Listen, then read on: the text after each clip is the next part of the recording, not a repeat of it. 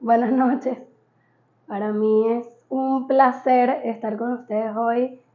Súper agradecidísima con la Comisión de Lactancia por la invitación y con ustedes por estar aquí acompañándome.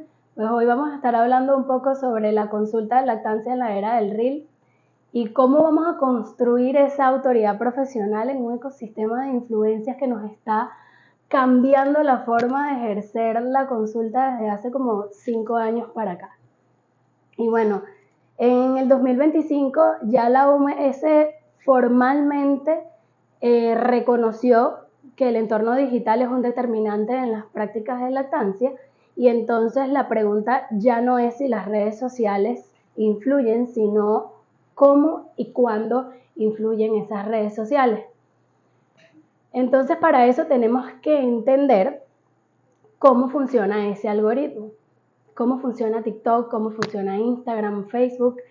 Y lo más importante es que sepamos que el objetivo de las redes sociales no es informar, sino más bien generar engagement, generar interacción con esa persona sobre el contenido que está buscando.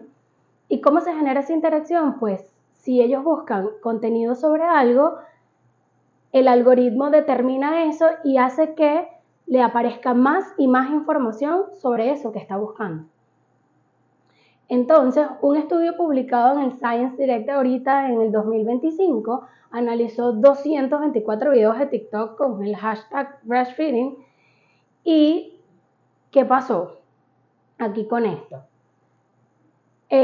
TikTok no determina si el video tiene contenido falso o contenido verdadero. Para ellos, el algoritmo es exactamente lo mismo. Él simplemente va a impulsar el que tiene más interacción. ¿Y qué pasa aquí con esto? Que normalmente el que tiene más interacción es el falso. ¿Por qué? Porque es el que tiene el lenguaje más simple, el más emocional, el más corto y normalmente es el más alarmante. Entonces tenemos que tener en consideración algo acá. Los videos con desinformación normalmente se viralizan más rápido y en este estudio particularmente demostraron que era así cierto, que los videos con desinformación obtenían más compartidos, más guardados y más visualizaciones y que la interacción no discriminaba entre el contenido que era con evidencia científica y el que no tenía ningún tipo de evidencia científica.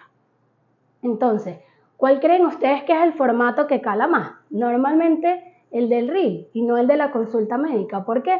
Porque el reel son 10-15 segundos, es un lenguaje coloquial, a diferencia de la consulta que nosotros normalmente nos tomamos 30-60 minutos y a veces hasta más y tenemos un lenguaje técnico y el objetivo del reel es enganchar a esa persona para que le aparezca más y normalmente en la consulta pues la información es más rigurosa y cuesta más como que llegarle a ese paciente y que ese paciente pues se comunique con otra persona y así sucesivamente.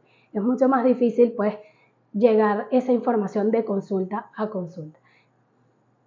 Fíjense aquí, por ejemplo, este estudio que fue publicado en el 2025 por el Hospital Universitario de La Paz en Madrid, estudió a 231 embarazadas y de esas 231 embarazadas, el 97% de ellas respondió que utilizaba redes sociales, el 83.5% las utilizaba a diario, yo creo que ahorita casi todo el mundo utiliza redes sociales a diario, el 81.7% respondió que busca contenido de lactancia y de crianza, o sea que es un alto contenido, por lo menos para nosotros en este punto de la lactancia, es realmente importante. Y en este estudio en particular, el uso fue mayor en el grupo de pacientes jóvenes, siendo además el Instagram la plataforma más utilizada.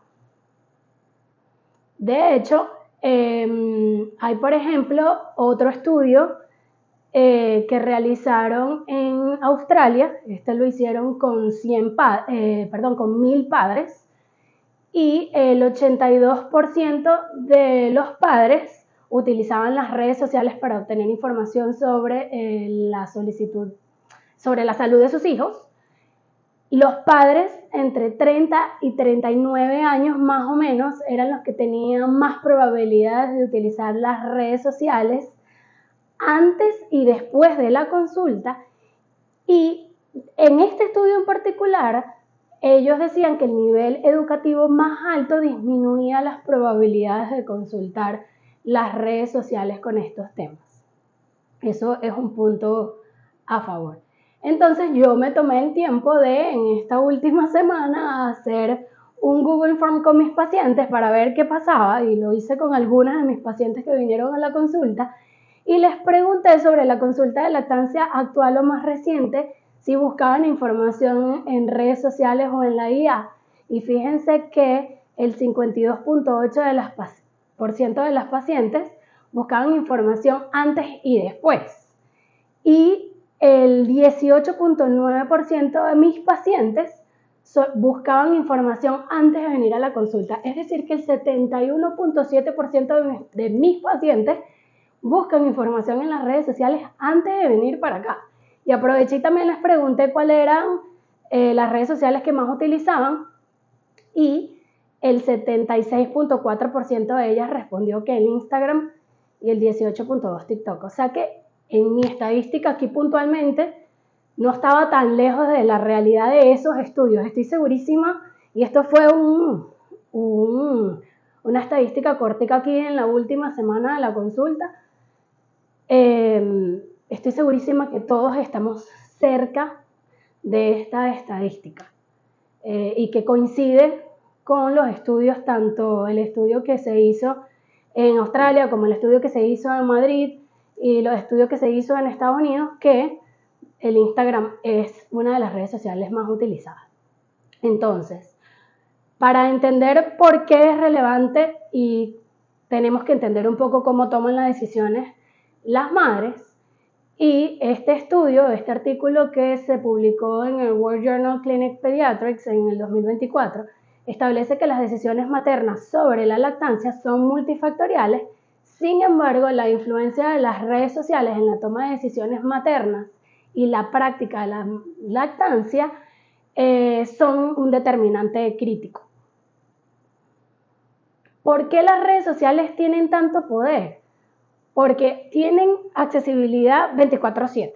Tienes una mamá que tiene un bebé de 15 días, a las 3 de la mañana está llorando, está agotada, no va a llamar al pediatra. Va a agarrar su teléfono y en 10 minutos tiene 20 respuestas.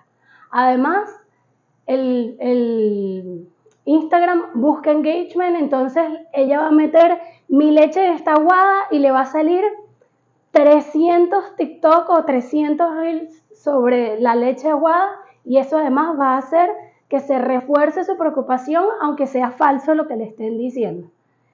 Y eso además le crea una credibilidad percibida que hace que ella confíe en lo que está viendo, porque lo está viendo repetitivamente. De hecho, en el estudio que hicieron en Madrid, le hicieron esa pregunta a las pacientes, y el estudio reveló que el 45% de esas pacientes consideraba que la información que veían en las redes sociales era altamente creíble. Entonces es algo de lo que tenemos que estar pendiente, porque es un formato que es muy atractivo. ¿Cuál es el mecanismo por el que las redes sociales afectan tan negativamente la lactancia materna? Hay un estudio que publicaron ahorita en marzo en el 2026 en la revista Maternal Child Nutrition, que introduce un concepto clave, que es la cibercondría, que es la búsqueda repetitiva y angustiosa de información de salud en Internet, y que lleva a las personas a dudar de sus propias capacidades.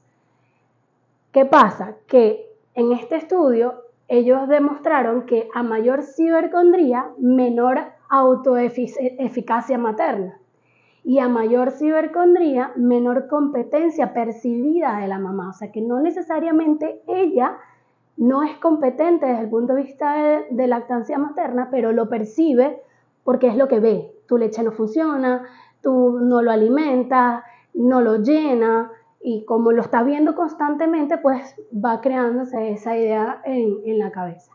y la autoeficacia materna actúa como una mediadora parcial entre la cibercondría y la competencia de la lactancia y al final hace que todo se convierta como en un círculo vicioso. Entonces hace que realmente sea preocupante.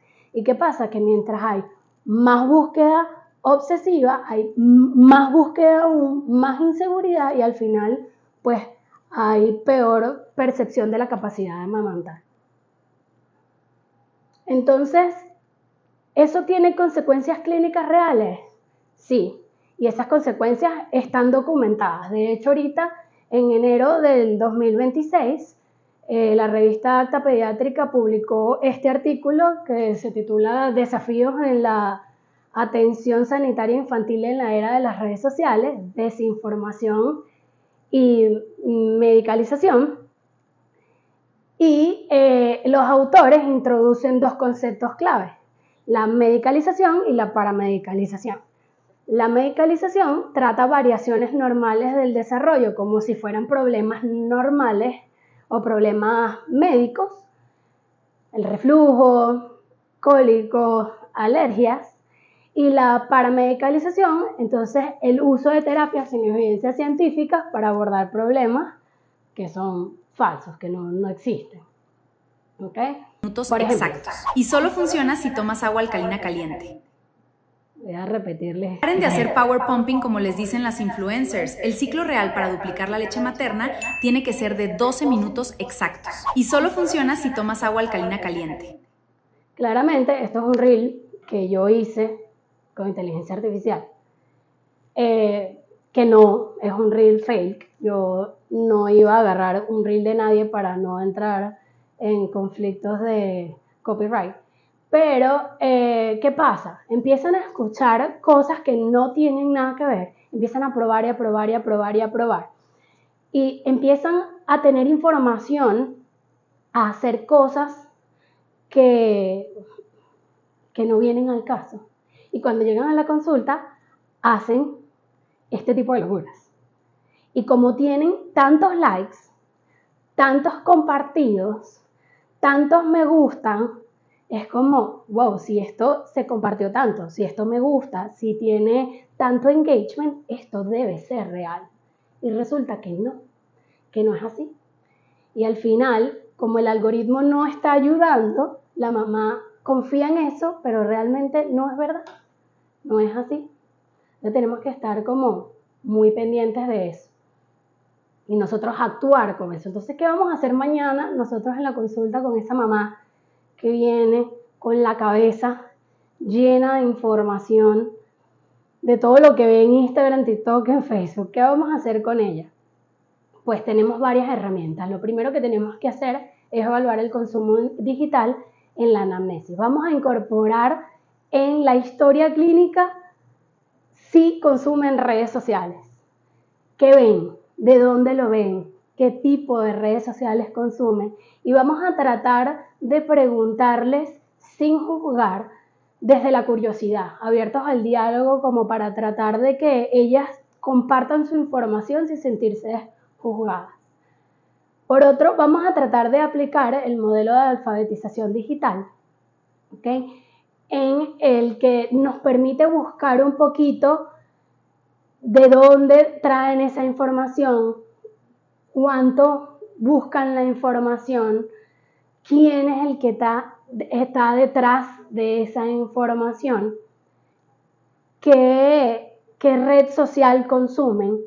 Por ejemplo, enseñar a las familias a distinguir las fuentes que utilizan, si utilizan una fuente confiable o no. Por ejemplo, esta es la de la Asociación Española de Pediatría.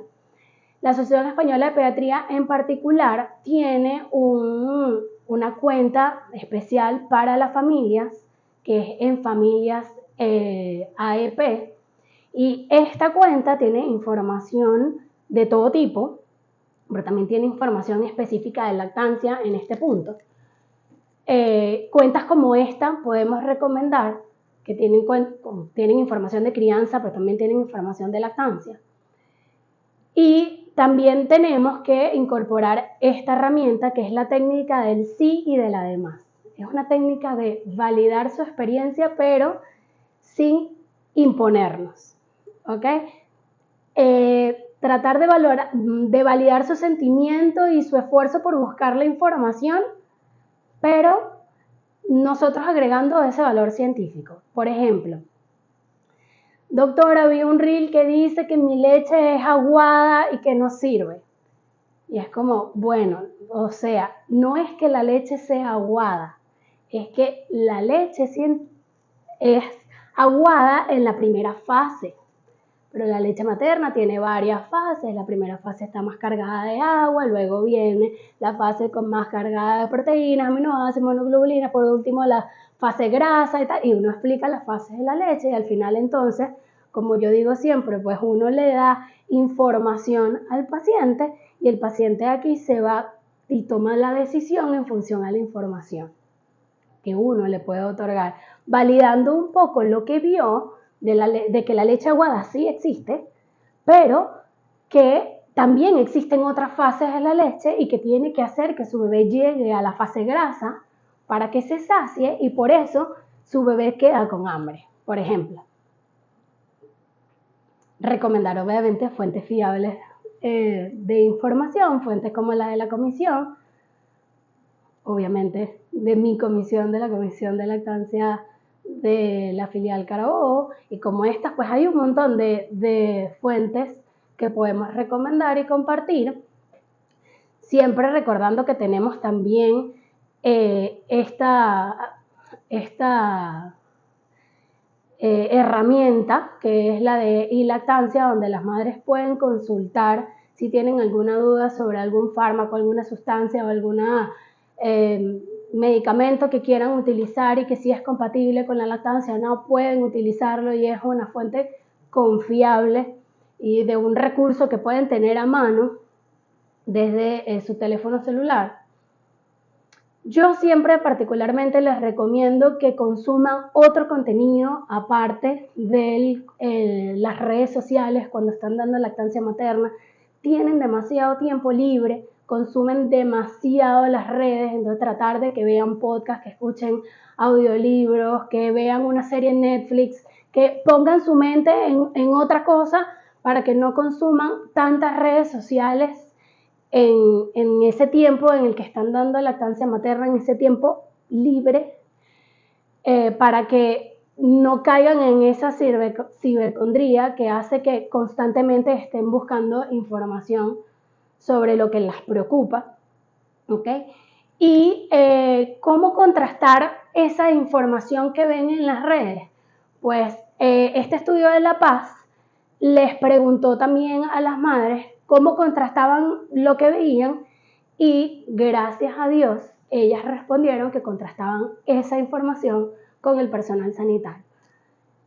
Eso es una herramienta muy importante para nosotros y yo aproveché y también le pregunté a mis pacientes que cuál era el nivel de confianza que les inspiraba la información que encontraban en las redes sociales en comparación con lo que yo le daba y ellas decían que confiaban más en mí que en lo que conseguían, pero fíjense que hay un 20% que dice que confiaba igual en mí que en lo que conseguía en las redes sociales. Entonces, bueno, aunque nosotros, los pacientes siguen confiando en nosotros, pues tenemos todavía ese trabajo de contrastar lo que ellas ven con lo que nosotros le tenemos que decir a ese paciente. ¿Qué pasa? ¿Cómo vamos a abordar esa medicalización y esa paramedicalización? En un estudio en Acta Pediátrica concluye que, aquí se nos pasó, concluye que nosotros debemos reconocer los daños, que nos centremos en apoyar a esa familia y que es un reto para nosotros súper importante meternos en el mundo de las redes sociales para afrontar esa información, para poder apoyar a las familias desde el punto de vista de la información que consumen, para validar y para respaldar lo que sienten pero dándole la información correcta desde la consulta. ¿Y cómo vamos a hacer? Pues tenemos que saber que el 97% de las madres usa redes sociales y el 81.7% sigue perfiles de lactancia materna. O sea, que ignorarlo definitivamente no es una opción. Que la cibercondría existe, que eso además reduce la eficacia materna y la competencia de la lactancia y que el papel de nosotros es súper importante para romper ese círculo vicioso, y que la medicalización, las redes sociales impulsa ese proceso y que es súper importante para nosotros generar un contrapeso basado en la evidencia.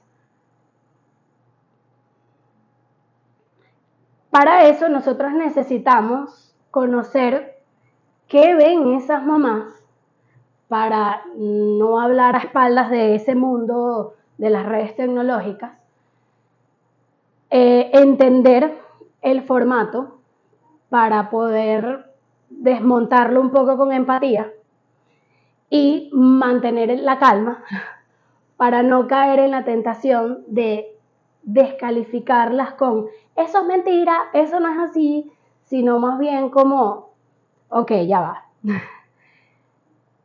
Lo que pasa es que la evidencia científica dice tal cosa. Tratar de hacerlo como de la mejor manera posible y hacer que entonces esa mamá que consuma redes sociales pues de alguna manera vaya con información un poquito más, digamos, más certera. Nosotros no vamos a ganar la partida con esta gente. Nosotros no nos vamos a convertir en influencer. Quien quiera meterse en el mundo de las redes sociales está bien. Yo no estoy diciendo que se pongan a bailar, no estoy diciendo que se pongan a hacer TikToks, a dar vueltas de canela, ni nada, ¿ok? Pues para nosotros es súper importante que nos metamos en el mundo de las redes sociales en la medida de lo posible. Si podemos dar información a través de estas redes sociales, tip básico, 3 tips sobre la lactancia materna, 1, 2, 3, listo, no hay que tener mayor edición, no hay mayor cosa, a través de una historia, básico, no hay que hacer mayor modisqueta en las redes sociales, está bien. Si no lo quieren hacer porque no se sienten cómodos, también está bien, pero entonces en el récipe hay que prescribir redes sociales en las que nosotros sí confiemos, organizaciones, comisiones de lactancia, algún colega que usted considere que sí tiene información de valor, que usted le pueda decir a su paciente, mira, puedes seguir a esta persona que tiene información de valor, que te va a decir esto está bien, que te va a nutrir lo que tú estás viviendo para que esa mamá que sí va a consumir el Instagram, que va a consumir Facebook o TikTok, que no importa lo que tú le digas desde aquí, cuando se vaya, igualito lo va a consumir, pues consuma contenido de valor y esa prescripción tiene que ir en el récipe. Eso sería lo ideal. Si no lo vamos a hacer nosotros, pues prescribir cuentas que nuestros pacientes puedan seguir. Y al final, pues agradecerles a ustedes por la invitación y recordarles que la consulta en la era del Reel no compite con el teléfono. Es la que integra las redes sociales, que pregunta por lo que han visto, que ven los Reels con ellas, que les enseña a distinguir. Es la consulta que entiende que en este nuevo mundo ser pediatra también es ser alfabetizador digital. Muchísimas gracias.